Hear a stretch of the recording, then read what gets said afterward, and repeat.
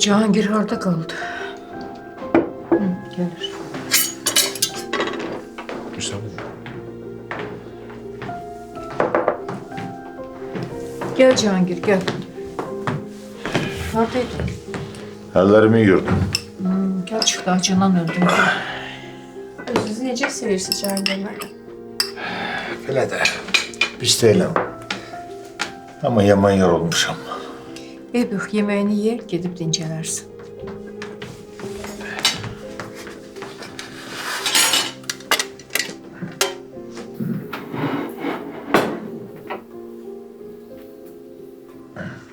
Solmaz, bu nədir?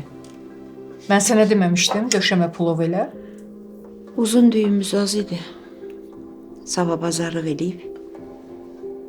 Sabah üçün hazırlayaram. Əslində mən istəmişdim bunu.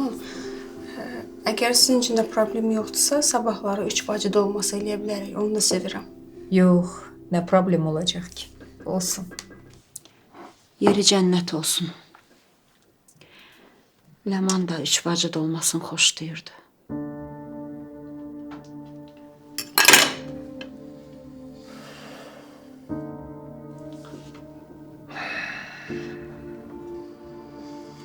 Solmaz hala sen neyinirsen? Söz soruşuram, sen neyinirsen? Qəsdən eləyirsən? 1000 dəfə demişəm ki, o qızın adı bu evdə çəkilməsin. Elə mi qəsdən eləyirsiniz? Çəkməyin onun adını bu evdə. Çəkməyin.